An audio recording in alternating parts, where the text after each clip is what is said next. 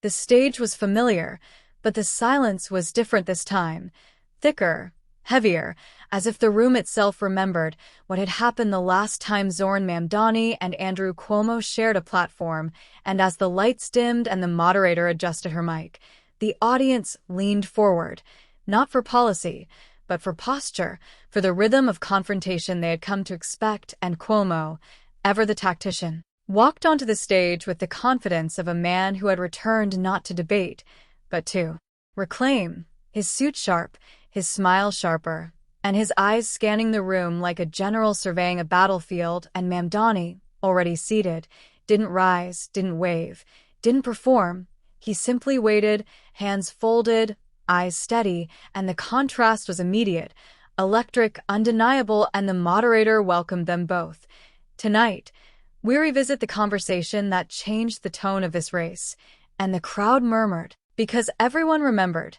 The last debate had gone viral not for its volume, but for its stillness, for the way Mamdani had turned interruption into introspection, and Cuomo, who had once dominated rooms with his voice, had found himself outmaneuvered by silence, and now, here they were again, and the first question was about housing, about affordability, about the crisis that had turned neighborhoods into battlegrounds between survival and speculation, and Cuomo leaned forward, eager.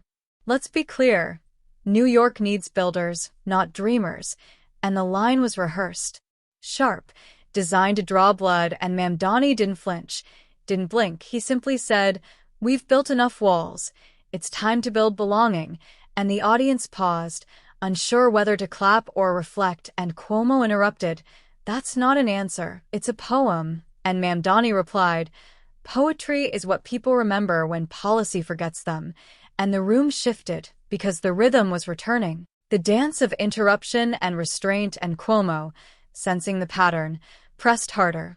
"You don't understand how development works." And Mamdani said, "I understand how displacement feels."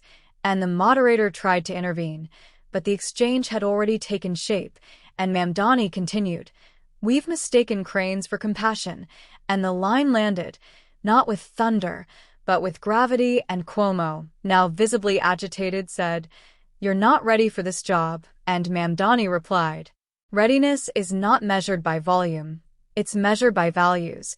And the audience leaned in, because the contrast was no longer just stylistic, it was philosophical, and Mamdani's calm, his refusal to match Cuomo's aggression, began to feel like a mirror held up to the entire political culture, and the moderator, sensing the shift, asked Mamdani to elaborate, and he did, not with statistics but with stories, of tenants who received eviction notices in languages they couldn't read, of families who watched their buildings bought and flipped like poker chips, of children who changed schools 3 times in a year because rent kept rising, and he said, "Housing is not just about where we live, it's about whether we're allowed to stay."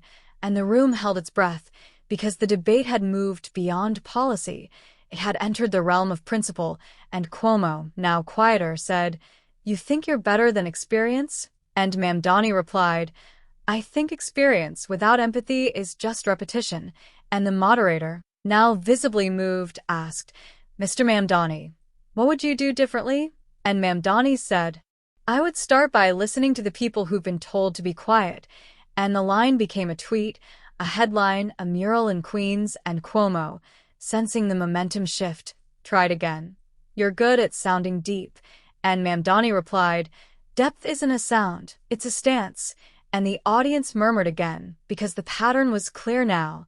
Interruption met with introspection, aggression met with articulation, and Mamdani's rhythm, slow, deliberate, emotionally grounded, began to dominate the room, not by force, but by frequency. And the moderator asked, "Mr. Mamdani, how do you respond to critics who say you're too idealistic?" And Mamdani said, "Idealism is the courage to imagine better, and I refuse to apologize for that." And the line became a meme, a quote, a movement, and Cuomo, now visibly unsettled, said, "You're not playing the game." And Mamdani replied, "I'm changing it." And in that moment, the return wasn't just a rematch, it was a reckoning, and the debate was no longer about who spoke louder, but about who listened deeper, and Mamdani, still seated, still composed, had turned interruption into illumination, and the night was only beginning. The second question was about public safety, but the room was no longer listening for policy. They were listening for posture, for rhythm, for the emotional architecture of the exchange, and as the moderator asked, "How would you reform policing in New York City?" the tension in the room thickened, not because of the topic, but because of the tone, and Cuomo leaned in, his voice sharp. "We need real enforcement, not slogans," and Mamdani, still seated, still composed, replied, "Safety is not just the absence of crime, it's the presence of dignity." And before he could continue, Cuomo interrupted, "That's a nice slogan, but it's not policy." And Mamdani paused, not because he lacked a response, but because he understood that interruption is not just noise. It's narrative, and the audience, now attuned to the rhythm of the exchange, began to notice the pattern, and the second interruption came.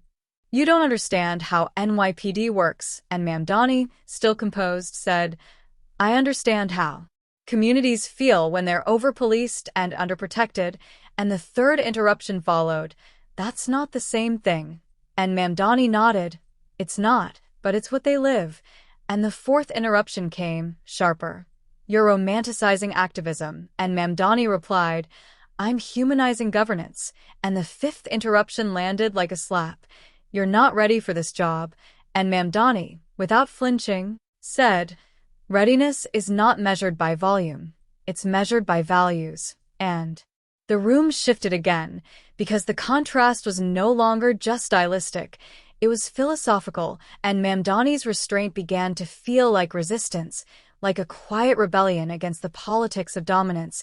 And the moderator, now visibly uncomfortable, said, "Let's allow each candidate to finish their thoughts." And Cuomo leaned back, arms crossed, but his eyes still sharp, and Mamdani continued, "I was raised in a home where silence was survival, where speaking out came with consequences." And he told of his father, a taxi driver who once spent a night in jail for refusing to pay a bribe, and how that moment taught him that dignity is not given, it's claimed, and he said, "Every time I'm interrupted, I remember that night, and I choose not to waste my voice on volume." And the audience leaned in, because this wasn't just a debate, it was a reckoning, and Mamdani added, "We've mistaken aggression for authority."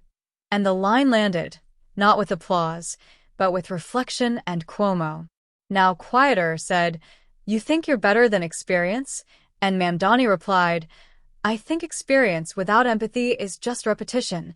And the moderator, sensing the shift, asked Mamdani to elaborate, and he did, not with statistics but with stories, of mothers afraid to call 911, of teenagers stopped for walking home, of elders who locked their doors not out of fear of crime, but fear of misunderstanding. And he said, "Safety is not just about who patrols, it's about who's protected."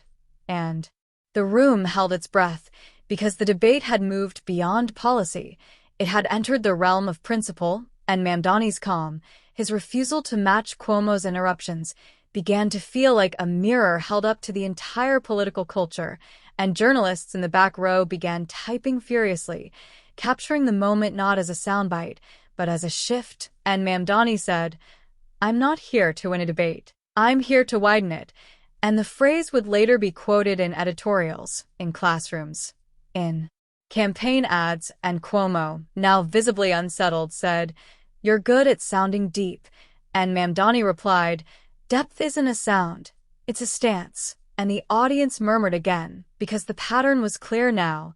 Interruption met with introspection, aggression met with articulation, and Mamdani's rhythm, slow, deliberate, emotionally grounded, began to dominate the room, not by force, but by frequency. And the moderator asked, "Mr. Mamdani, how do you respond to critics who say you're too idealistic?"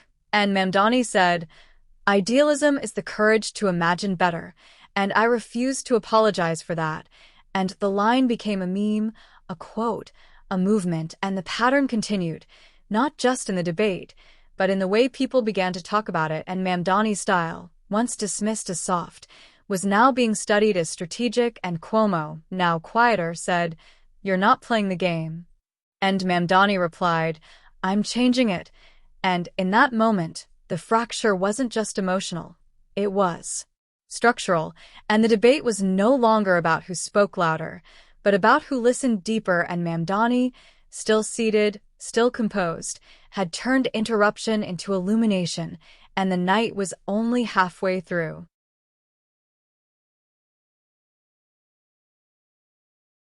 The third question was about economic recovery, but the debate had already shifted from policy to presence, and as the moderator asked, "What is your plan for rebuilding post-pandemic New York?" the room didn't brace for numbers. It braced for nuance, and Cuomo, eager to reclaim control, leaned in. "We need jobs, infrastructure, and investment. Real solutions, not idealism." And Mamdani, still seated, still composed, replied, "Recovery is not just economic, it's emotional." And before he could continue, Cuomo interrupted again. "That's vague. What does that even mean?" And Mamdani paused, not to retreat, but to reframe, and he said, "It means we can't rebuild buildings without rebuilding trust." And the room leaned in, because the line wasn't just clever, it was calibrated, and Cuomo, sensing the shift, tried again. "You're speaking in poetry. We need policy." And Mamdani replied, "Poetry is what people remember when policy forgets them." And the audience murmured, because the exchange was no longer about facts. It was about feeling, and Mamdani continued, "Stillness is not surrender. It's resistance." And the phrase landed like a verdict, and the moderator asked, "Can you explain that?" And Mamdani said, "Stillness is the choice to respond rather than react, to reflect rather than retaliate, to listen not because you agree, but because you care." And the room held its breath, because the debate had become a meditation, and Mamdani added, "We've built a culture where interruption is mistaken for insight, where dominance is mistaken for depth, and I refuse to participate in that illusion." And Cuomo, now visibly unsettled, said, "You think you're above the fray," and Mamdani replied, "I think the fray is a distraction." And the moderator asked, "So, what is your doctrine?" And Mamdani said, "It's simple. Speak only when silence becomes complicit." And the line would be quoted in editorials, in classrooms, in campaign ads, and the phrase "stillness doctrine" began to trend, not as a slogan, but as a signal. And Mamdani told of his mother, who once stood in front of a landlord and said, "We deserve dignity," and how that moment taught him that power is not volume, it's clarity. And he said, "Every time I speak, I carry her voice." And the audience leaned in again, because this wasn't just a candidate, it was a conduit. And Mamdani added, "We don't need louder debates. We need deeper ones." And the moderator nodded, visibly moved, and even Curtis Sliwa, who had spent much of the night trying to inject humor, said, "Let him finish." And Mamdani did, not with a list of policies, but with a philosophy. "We must build a city where silence is not survival, but sanctuary." And the line became a mural in Harlem, a poster in Brooklyn, a tattoo on a student's arm, and Cuomo, now quieter, said, "You're good at sounding profound." And Mamdani replied, "Profundity is not a sound, it's a stance." And the audience murmured again, because the doctrine was no longer abstract, it was embodied. And Mamdani said, "Stillness is the refusal to be rushed, the courage to be misunderstood, the discipline to wait until the room is ready." And the moderator asked, "Do you think the room is ready now?" And Mamdani said, "It's beginning to be." And the cameras zoomed, the tweets began, and the phrase "speak only when silence becomes complicit" was printed on t-shirts, quoted in sermons, and discussed in political science classes. And Mamdani, still seated, still composed, had done something rare. He had turned restraint into revolution, and the doctrine was not just his, it was ours. And the night was no longer about winning, it was about witnessing. The fourth question was about education, but the room was no longer responding to questions. It was responding to cadence, to character, to the emotional architecture that Mamdani had been building one sentence at a time. And as the moderator asked, "What would you change about New York's public schools?"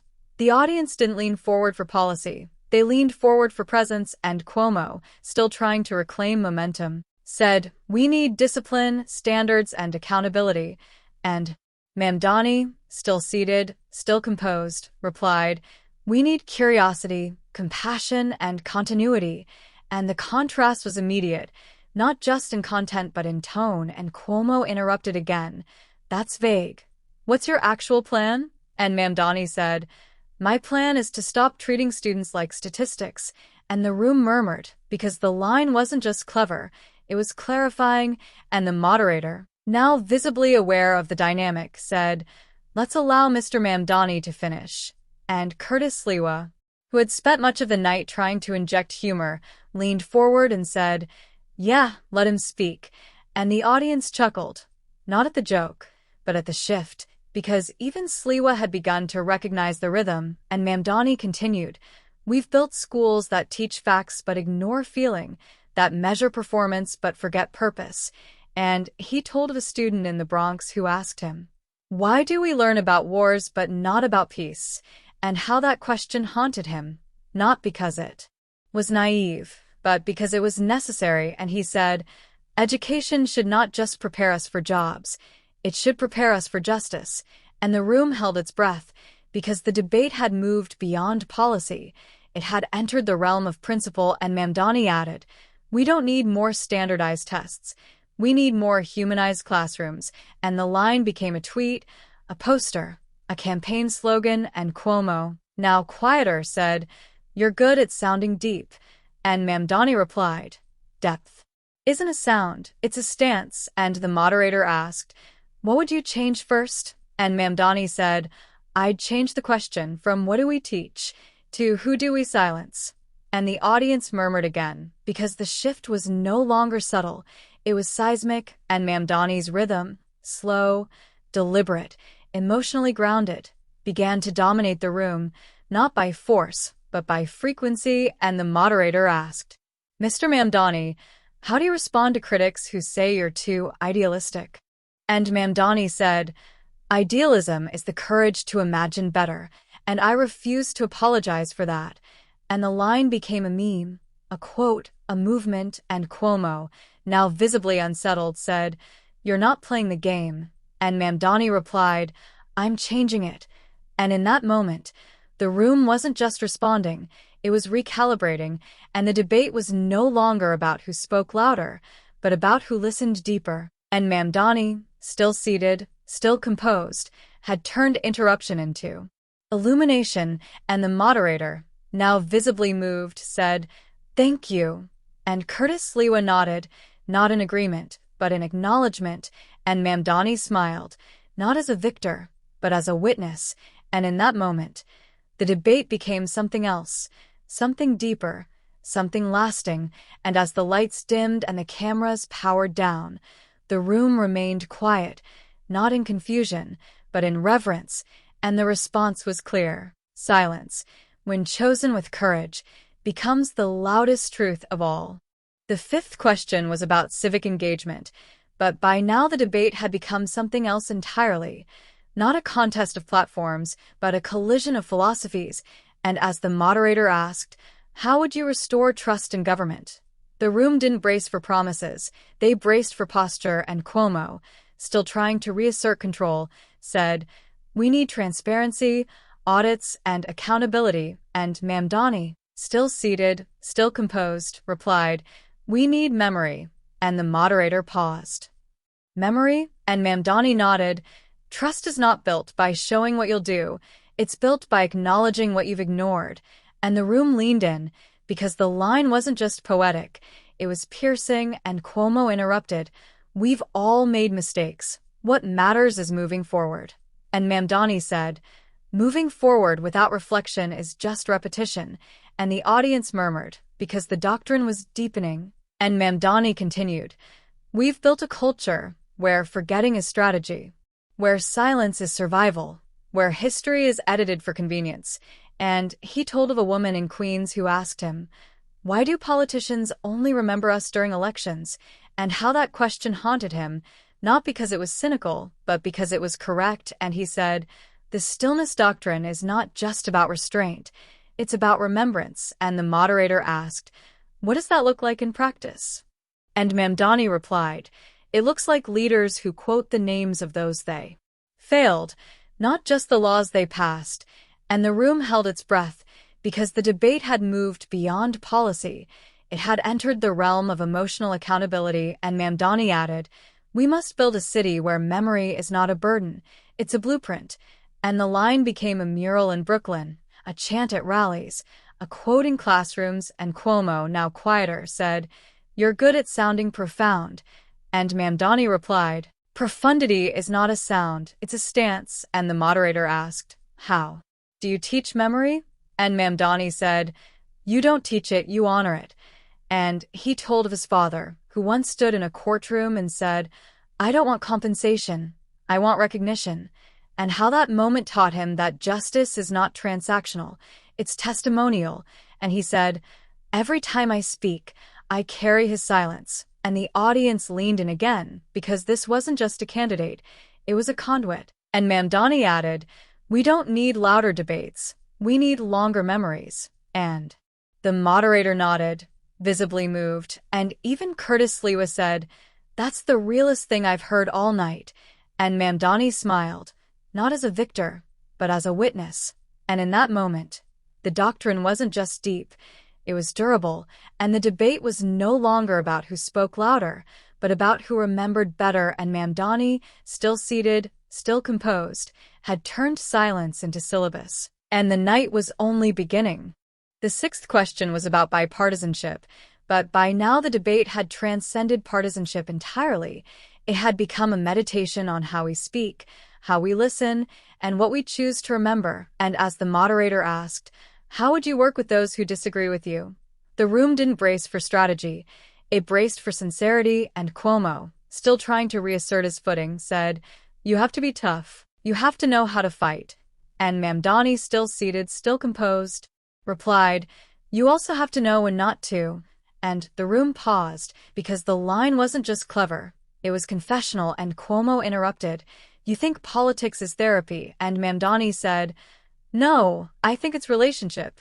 And the moderator asked, "What does that mean?" And Mamdani said, "It means we don't need more fighters, we need more forgivers." And the audience leaned in, because the doctrine was evolving again. And Mamdani continued, "We've built a culture where disagreement is treated as disrespect, where debate is treated as war, and I refuse to inherit that model."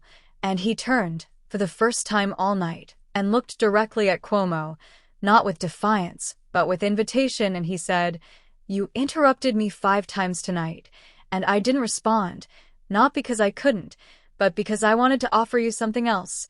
And the room held its breath, because the moment had shifted from rhetorical to relational. And Mamdani added, "I want to offer you the space to be more than your instincts." And Cuomo, caught off guard, said, "What's that supposed to mean?" And Mamdani replied, "It means I believe you're more than the performance you've been taught to give." And the moderator looked stunned, and even Sliwa leaned back, silent. And Mamdani continued, "This isn't about me winning and you losing. This is about whether we can model a different kind of leadership." And he told of a community meeting in Jackson Heights, where 2 elders who had once campaigned against each other now co-hosted food drives together, and how one of them told him, "We stopped fighting when we realized we were both hungry." And Mamdani said, "That's what I want for this city. Not agreement, but alignment." And the moderator asked, "What's the difference?" And Mamdani said, "Agreement is about ideas, alignment is about intention." And the line became a quote, a sermon, a syllabus. And Cuomo, now visibly softened, said, "You're very good at this." And Mamdani replied, "I'm not trying to be good, I'm trying to be honest."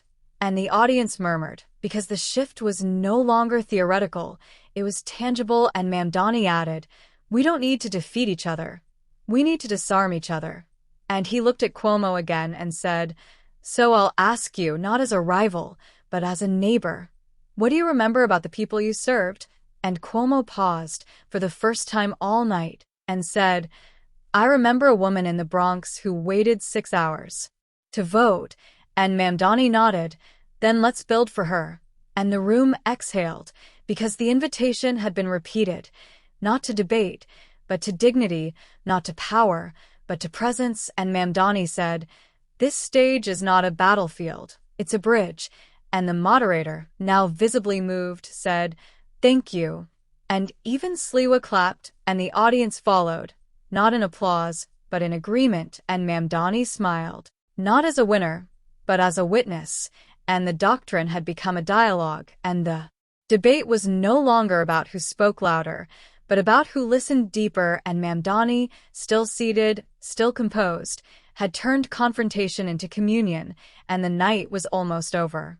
The final question was about legacy, but by now the debate had become its own legacy. Not a contest of candidates, but a case study in emotional intelligence, and as the moderator asked, "What do you want to be remembered for?" the room didn't brace for slogans. It braced for sincerity, and Cuomo, gathering himself, said, "I want to be remembered as someone who got things done." And Mamdani, still seated, still composed, replied, "I want to be remembered as someone who helped people feel seen." And the contrast was immediate, not in ambition but in architecture, and the moderator asked, "What does that mean?" And Mamdani said, "It means I want to leave behind not just policies but presence, not just laws but language." And he continued, "We've built a political culture that rewards performance over presence, reaction over reflection, and I want to invert that." And he told of a janitor in Queens who once said, "I don't need a hero, I need someone who remembers my name." And how?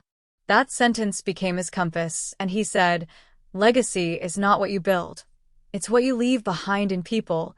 And the room leaned in, because the doctrine had become a direction, and Mamdani added, "We've mistaken legacy for longevity, but it's really about resonance." And Cuomo, now quieter, said, "You're very good at this." And Mamdani replied, "I'm not trying to be good. I'm trying to be honest." And the moderator asked, "What's your final message to voters?" And Mamdani said, "Don't vote for me. Vote for the version of yourself that refuses to forget." And the line became a mural in the Bronx, a tattoo on a teacher's wrist, a chant at a student protest, and Mamdani continued, "This campaign is not about me. It's about memory." And he looked at the audience and said, "You've been told that silence is weakness. I'm here to tell you it's wisdom." And he looked at Cuomo and said, "You've been told that interruption is strength. I'm here to tell you it's fear." And he looked at the moderator and said, "You've been told that neutrality is fairness. I'm here to tell you it's a choice." And the room held its breath, because the debate had become a mirror, and Mamdani said, "We are not here to win. We are here to witness." And the moderator, now visibly moved, said, "Thank you." And even Cuomo nodded, not in concession, but in recognition, and Mamdani smiled, not as a victor, but as a vessel, and the cameras turned off, but the conversation didn't end. It expanded into living rooms, into classrooms, into city council meetings, and the phrase "stillness doctrine" became a curriculum, a campaign, a culture, and Mamdani's legacy was not a title, it was a tone. And years later, when a new candidate interrupted a young activist during a town hall, the crowd didn't cheer, they paused, and someone in the back whispered, "Let her finish."